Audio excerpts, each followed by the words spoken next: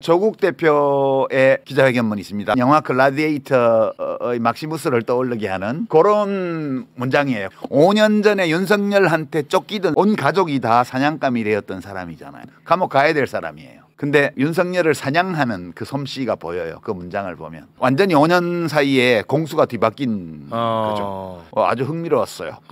나는 글 쓰는 사람으로서 이거 정말 이 텍스트는 볼만하다. 국회에서 윤석열 탄핵 소추안이 부결된 뒤 검찰과 국민의힘 행보가 빨라지고 있습니다. 검찰은 윤석열 정권 방탄 법무법인 노릇을 하다가 갑자기 일하는 척하고 있습니다. 조국혁신당은 윤석열 정권을 윤석열 김건희 공동정권, 뉴라이트 친일 정권, 그리고 검찰 독재 정권으로 규정한 바 있습니다. 그런데 느닷없이 자신들 업무 범위에 들어있지 않은 윤석열 내란죄를 수사하겠다고 내란 특수수사본부를 구성했습니다. 학연으로 얽히고 설킨 검찰입니다. 검찰 내란 특수수사본부 본부장 박세현 서울고검장은 한동훈 국민의힘 대표의 현대고등학교, 서울대학교 법과대학 후배입니다. 매우 긴밀한 사이입니다. 12.3 내란 주범 중 한 명인 김용현 전 국방부 장관은 제 발로 검찰에 걸어 들어갔습니다. 왜 그랬을까요?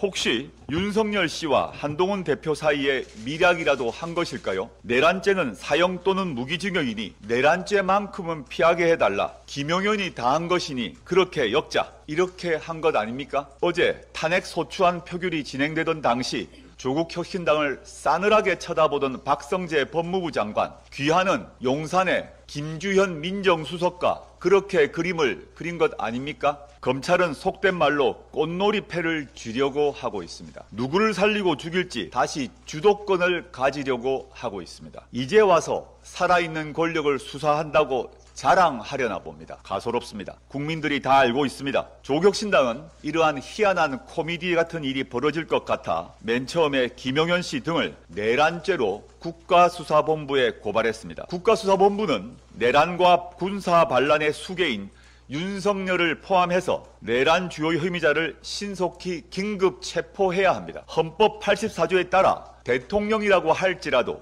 내란 또는 외환의 죄를 범하면 형사상 소추를 받을 수 있습니다. 따라서 체포 역시 당연히 가능합니다. 윤석열은 국민이 생중계를 지켜보는 가운데 내란과 군사 반란을 범한 현행범이었습니다. 지금도 영장 없이 윤석열을 긴급 체포할 수 있습니다. 집과 사무실 압수수색할 수 있습니다. 국수본에게 경고합니다. 만약 지금과 같은 상황에서 이상민 행안부 장관의 눈치를 보다가는 국수본의 존재 의미가 사라질 것입니다. 이상민 행안부 장관 내란의 공범일 가능성이 매우 높습니다. 국가수사본부 정신 똑바로 차리십시오. 국민에게 총을 겨눈 내란범을 수사하면서 120명이라는 인력이 사건을 만지작거리면서 한가하게 회의나 하고 있지 않을지 걱정이 됩니다. 이제 국민을 믿고 배포 있게 강단 있게 내란과 군사 반란 혐의자들에 대한 수사를 진행하십시오. 국가수사본부의 운명을 가를 중요한 순간입니다. 검찰은 지금 편법 수사 중입니다. 내란죄는 법에 의해서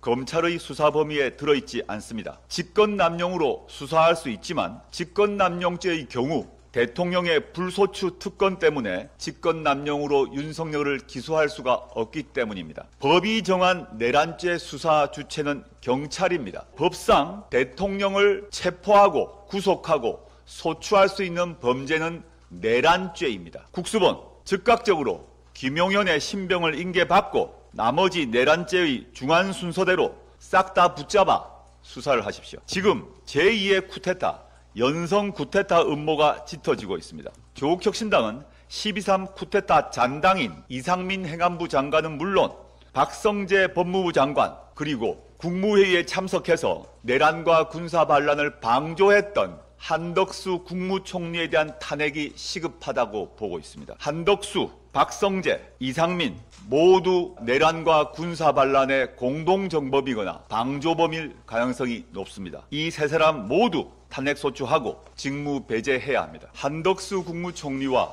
한동훈 국민의힘 대표가 오늘 대국민 담화를 했습니다. 한마디로 내란 및 군사 반란 수괴 윤석열과 통모하여 2차 친위 쿠데타를 도모하는 것입니다. 한동훈 대표의 담화는 그 어떤 법적 근거도 없이 국민의 바람과 정반대의 해법을 제시한 것입니다. 한동훈 대표는 다음 질문에 답을 하시길 바랍니다. 첫 번째, 국무총리와 여당 대표의 주 1회 회동으로 대통령의 직무를 대신하겠다는데 어떤 헌법적, 법률적 근거가 있습니까?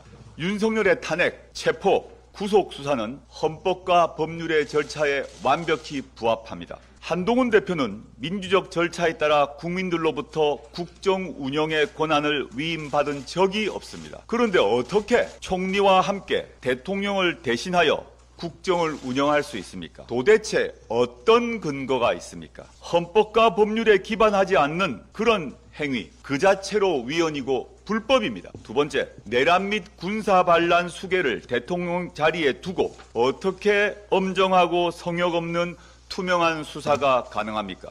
윤석열은 긴급 체포해야 할 중대범죄 피의자입니다. 한동훈 대표는 윤석열 체포와 구속 수사에 동의합니까? 2017년 박근혜의 파면에 이은 조기 대선은 헌법과 법률에 따라 질서 있게 진행되었습니다. 어떠한 폭력 사태도 무질서도 없었습니다. 당시 가장 무질서하고 국민을 혼란케 한 이들은 국민의힘 전신 새누리당이었습니다. 지금 불법적인 중대범죄, 내란과 군사반란, 쿠데타에 이은 국가적 혼란을 가장 이용하고자 하는 자들도 국민의힘입니다. 민생 경제를 살리는 가장 확실한 방법은 바로 윤석열 탄핵입니다. 대한민국에서 지금 현재 가장 큰 리스크는 윤석열이라는 중대범죄 피의자가 대통령 직위에 앉아 있는 것입니다. 윤석열이 대통령 직위에 앉아 있는 이상 국가 신인도는 계속 떨어질 것이고 투자금은 빠져나갈 것이고 주가는 떨어질 것입니다. 이상입니다.